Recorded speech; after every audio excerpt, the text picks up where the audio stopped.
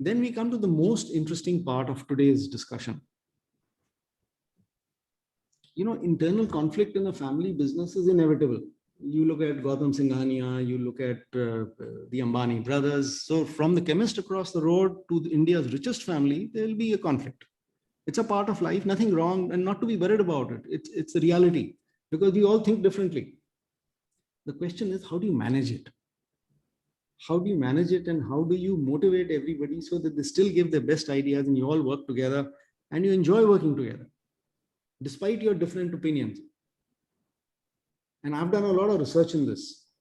I worked with Dr. Ichak Adizes in California, and his lifetime's work is on how do you manage internal conflict in a family business.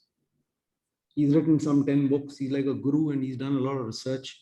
And I worked with him for 3 years as to how do you align everybody in one direction so your energy is not dissipated. Everybody supports each other and helps each other. And when you come to office in the morning, you're not tense. Your gut muscles are not, knotted up. And you're saying, what will he say? What will dad think? What will my son say? What will this happen? Should I talk to my brother or not? You're humming a tune. You're very happy. You're humming a tune when you walk into office. You don't bring arguments from the shop floor onto your dining table at home at night.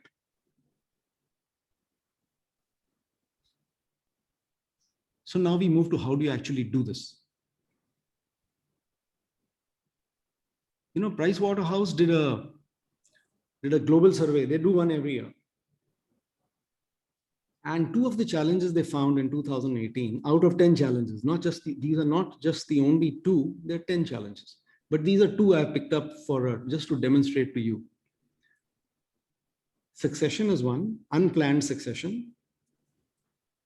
And conflict between family members is very common globally. So you have to take it on board, accept it as a way of life and move forward. No problem. Everybody has it. Whether it's Ambani brothers or your Sabziwala across the road, it's a reality, and how do we deal with it? It's okay. Don't be defensive about it. No, my family has no conflict. We are perfect. We are perfectly aligned. We love each other a lot. Nothing, there's no problem. That won't work. You have to do the opposite. You have to, yes, we agree on these 10 things. We disagree on these 3 things. Let's put them on the table, put a spotlight on those 3 problems, and let's sort them out. Let's talk it over. Let's find a solution. And you need to build a culture for that.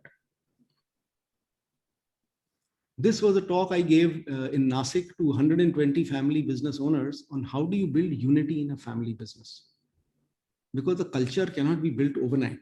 It takes months and years. And this is a subject of great interest to everybody. Because managing differences within a family between brothers, siblings, across generations is a part of life. I mean, it's okay. Nothing wrong with it. You don't have to hide it. It's okay. It's a part of life. It's just a question of how can you best manage it.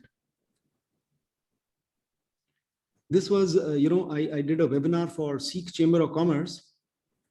Now, if you know Sikhs, they're very successful business persons.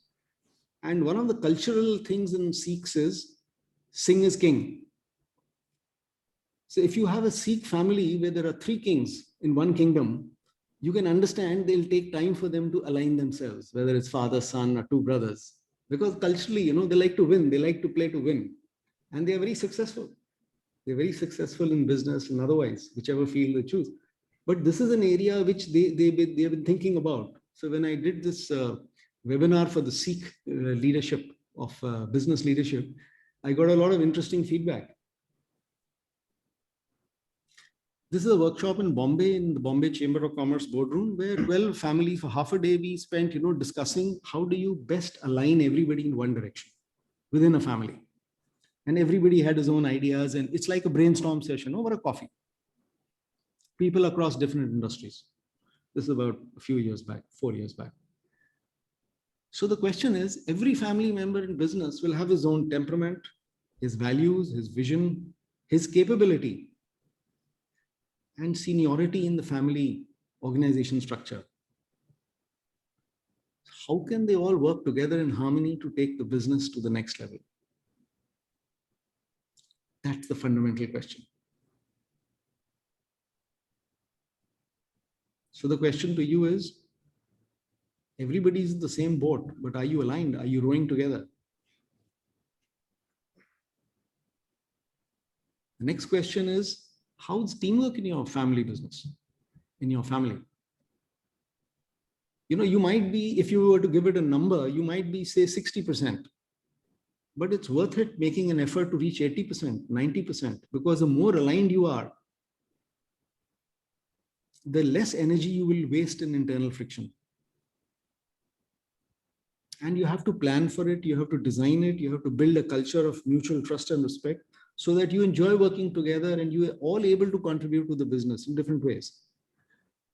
I walked into some family council meetings and board meetings, and sometimes you have board meetings where it's very soft spoken. The founder asks everybody for an opinion on a major decision. Everybody gives his opinion. Then he says, all right, I've heard everybody. This is the way we will go. And everybody agrees, even if his own view is different. Then there are other family businesses where, the volume is very loud and everybody is shouting, but nobody is listening. And 15 minutes in a family council meeting, one can very clearly know which way the family is heading. Sometimes the business is doing very well, but the relationships are not doing well. And that needs to be fixed, because ultimately there'll be a problem long term. So the tone and the volume and the way people relate to each other in a family council meeting or in a family business meeting can tell you a lot. When two people are in love, they whisper to each other and there's perfect understanding. If two people are angry, they're shouting and screaming at each other, but they're not able to hear what the other is saying. They're not able to hear. Why? Because they're busy shouting, they're not able to hear. Which is okay. There will be some family members who will be loud. There'll be some who will be soft. It's okay. That's a part of life. No problem.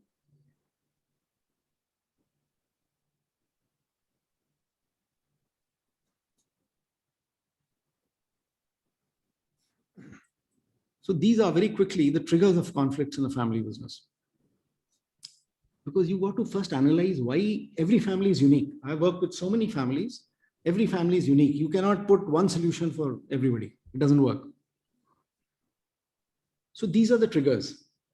And they're not all the triggers, but they capture most of the triggers. One is communication breakdown. But remember, communication breakdown is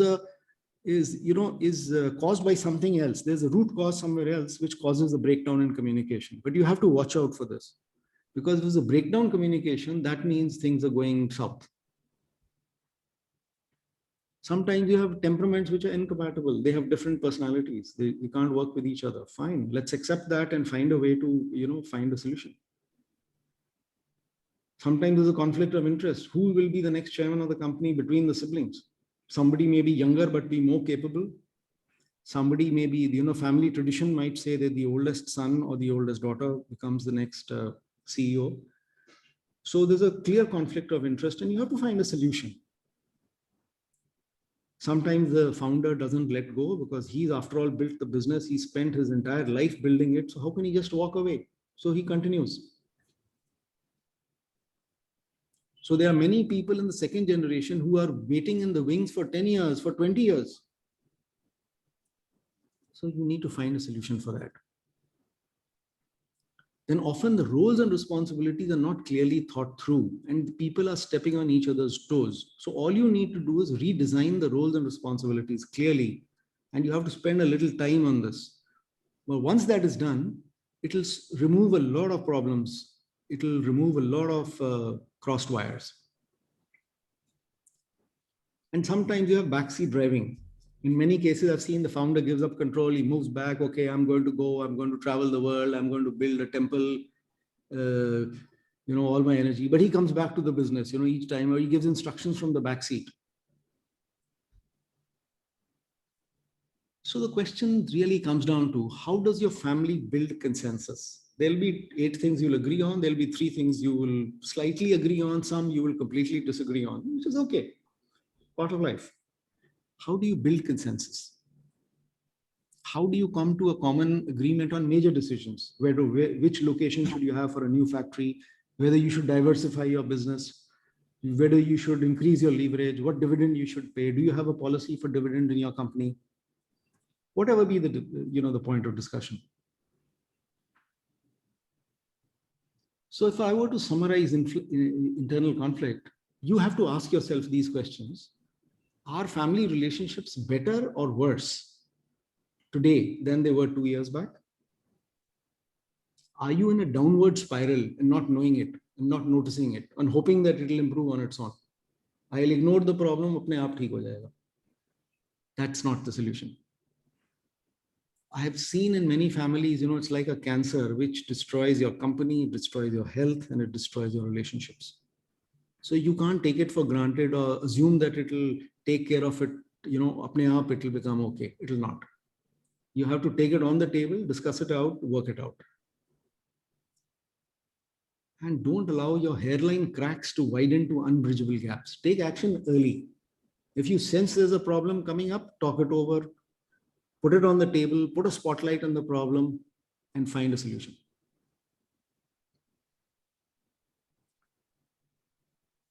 This is a very interesting chart. And of everything that I've said, this really summarizes how you can really help yourself. Because this is what I do with families. And I run this program, and you can do this yourself. And that's why I'm taking you step by step through this, because this is really the solution to everything, to all the 4 points we discussed today morning. So first thing is, when I run this family business program, I make the family go out, to go out to a resort outside the city, somewhere where they're not distracted by day-to-day operations. Somebody is coming in, sir, check sign kar dijiye, do this, do that. Then you can't sort it out. You have to go to a place which is a 1 hour's drive from your normal place of work. And it can be a hotel, ideally, something with a water body, which makes you relax.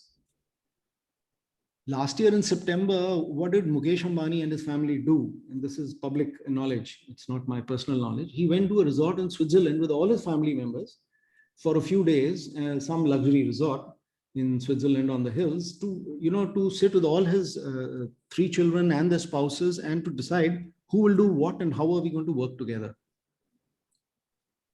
Now, Mr. Ajay Shriram in a recent webinar I was saying, he says the 3 brothers, we go to the Himalayas every year for 4 days with an outside behavioral scientist or consultant, somebody they have, and we discuss what is working, what is not working. How can we improve the way we work together? So they take time out. So I do this, make the family do time out. Go to a golf resort outside, a green place, you walk on the lawns, talk it over, and you go through this 5-6 steps, and it helps the family reset the relationships. Nothing happens overnight, but it makes you change direction. And if you follow that over a period of time, you'll be moving in a completely different direction. You'll enjoy working with your other family members. So first step, what we do in this family business program is have a 1-to-1 meeting for 1 hour with every family member to understand their vision, their aspirations, where do they want to go, how is the business fitting into their personal life, and what are the pain points as he sees them. Everybody has a different idea of pain point. The founder has a different idea. The children have a different idea. The second is very important. It's a group diagnosis. We sit around a table outside the factory, outside the normal place of work, and we have a half-day session on how do we work together. And it's a structured agenda where everybody opens up, comes out in t-shirts over a coffee, relax. It's not a suit and tie meeting. It's a relaxed t-shirts and jeans meeting where people actually say what they think. They're not political. They're not trying to please anybody. They actually say what they think is good for the business, good for the family. Then we do a culture and climate survey, which is a 15-point questionnaire for everybody, including the function heads below the family, because they have a lot of information and they can provide a lot of support and assistance. And we tell them we are doing a survey to help you improve, professionalize and scale a family business. So they're very open. It really helps to spend an hour each with them and understand. Then we move to the solution, which is another half-day session outside on values and vision alignment, because everybody's vision doesn't have to be same. Very often the second generation is looking at a 20% growth. The father is looking at a 5% growth. He's saying, what's the need to take risks? but you have to talk it over and align your values, align your vision and align your values. And we do this over 1 hour over a coffee, talk it over, give you examples of other companies, how they're doing it, what do you think? And you build a consensus. Yeah, I think this is the right way to go for us. Let's all go for 10% growth. Otherwise, one family member is taking a decision based on 20% growth, one is taking a decision based on 5% growth. So there'll be problems every day. Then, we share best practices of successful families. What is the Munjal family doing? What is the Murugappa family doing? What's Harsh Mariwala doing? How have they solved the same problems? And why have they made it to where they have, to the place they've already made? And last, most important, is to draft a family charter. Now, if you're a Ambani, Adani of that size, you need a formal constitution because you got tax angles and you got, companies spread over 50 countries. But if you're a mid-sized business, you don't need a constitution. You just need a simple charter, which is a 5-10 page document on how are you going to work together. What's going to be a dividend policy? Should spouses work in the company? What should be the compensation principles? Very often you will see in a multi-generational family, there'll be people who worked for 20 years and somebody who's just passed out and joined the company. So what are the principles on which you will structure their salary? You obviously can't pay the person who just joined same as somebody who's worked for 20 years. Although in the family hierarchy, they may be brothers. So how do you, mix and match? Inheritance may be equal, but do you pay the same salary? Is it fair? Is it wise? Is it right? And if you take a family like, I'm going back to a well-run family like the Munjal family. If they have 20 family members in business, somebody is the CEO and somebody is just entered, you obviously can't pay the same salary to the CEO and somebody who's a trainee. So you have to rethink how you peg every family member's salary to the market value of that job. So this is about building a family charter. I have 10 minutes more and then we'll open up for questions. So, building a family charter is very important because like we discussed, the core values have to be defined and discussed. Ethical principles, the roles and responsibilities, compensation guidelines. In one family, I remember working, the elder brother used to travel business class. The younger brother said, no, we are short of cash these days. Why should I waste money? I'll always go economy.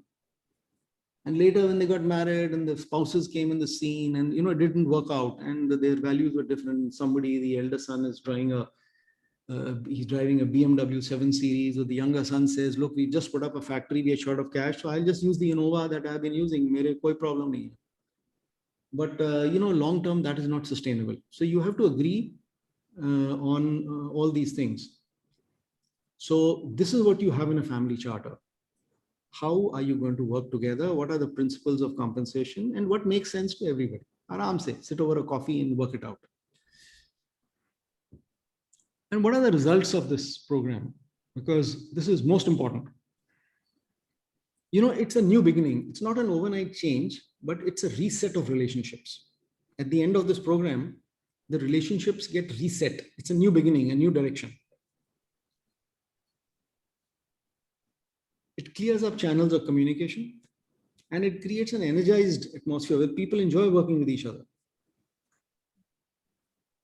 In a recent family, I was working with a company where the chairman, who's the founder, he said, look, whenever we have a 1 hour drive to office and I tell my son to accompany me, he makes some excuse or other. He just doesn't want to drive with me. And son is trying to avoid his dad. He's saying, I don't want to sit with him for 1 hour and get gyan. I want to drive on my own, at my own. I want to listen to music or whatever I want to do. And father was getting more and more irritated. 4 times I've told him to drive with me. I want to discuss this. There's so many important things on the table and he just avoids me. Whereas if, you've sorted these things out, you'll actually enjoy a drive together. So the question is, do you enjoy a drive together? Do you go once a year, the whole family out on a vacation? Because these are bond building exercises that you must do, and they are part of best practices of all, big families, all families, not just big and small. So we develop, we do a very precise diagnosis of exactly what is wrong, where are the crossed wires and what needs to be done. Then we make a roadmap in consultation with everybody. okay, so this is how we are going to resolve the major issues. Sometimes it means separation of one family member. He just wants to do something on his own and he should be given the resources and time because he's never going to fit in. He's temperamentally so different that he's not going to fit in. He wants to work on his own, let him work on his own. Enable him, give him the resources, give him the support. Everybody is going to be happy. But that is in 5% cases. 95% cases, it can be worked out. And lastly, you will find a jump in the growth, the profitability, and the longevity of business. One of the famous industrialists of India at a recent CII webinar said that 94% of family managed businesses don't go beyond the third generation. But the 6% who do, they go on and on and on because they've understood what it takes to run a multi-generational family business.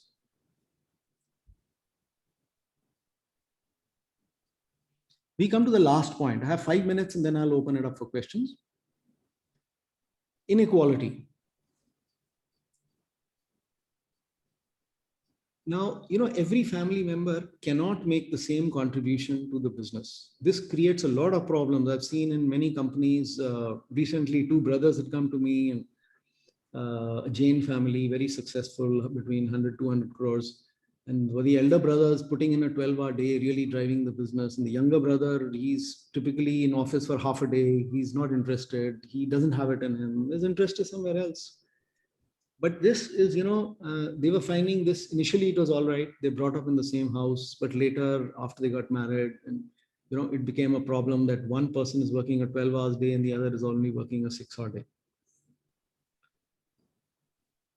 So the first step is acceptance that it will never be perfectly equal. Haath ki sab ungliyan barabar ho hi nahi sakti. So to expect that everybody will make the same contribution is not realistic. That's a starting point. But we can manage a 20-30% up and down. Also, you will find over a period of time, 10 years later, different people will be making different contributions. 20 years later, somebody typically will develop a health problem and suddenly the thing will change. So at different points of time, different family members will make different contributions. So the solution is to find the right functional fit. Who has a flair for marketing? Who's a great relationship builder? Who's great in technology and IT? Who's a good engineer and he wants to be in the factory and he wants to put up projects and new factories, and utilize the right person and the right functional fit. If you do that, you will be able to complement each other and make a rainbow. The idea is you can't have everybody in technology. It doesn't work, and that's not the right way. So the skills should complement each other. It's like a rainbow. Everybody brings a different color to the rainbow, and it makes a beautiful impact because people are all different. So they will make different contributions. So the question is, can the family blend together to be a rainbow? And the solution lies in finding the right functional fit. And sometimes allowing one member to exit if it just doesn't work out. And keep him happy, keep the business happy, rather than keep an unhappy family member in business doing things he doesn't want to do. They'll kill the business, it'll kill the family relationships and create a problem for everybody. And this is a judgment issue. Over a coffee, you have to sit down, talk it over, discuss it, and find the right solution, which works for everybody. So this is the summary of the 4 disruptions. As I close my part, this is the solution we already discussed. I'm just recapping it. One-to-one meetings, a group diagnosis outside your normal place of work, in a farmhouse, in a lawn, outside Goa, wherever you want to go.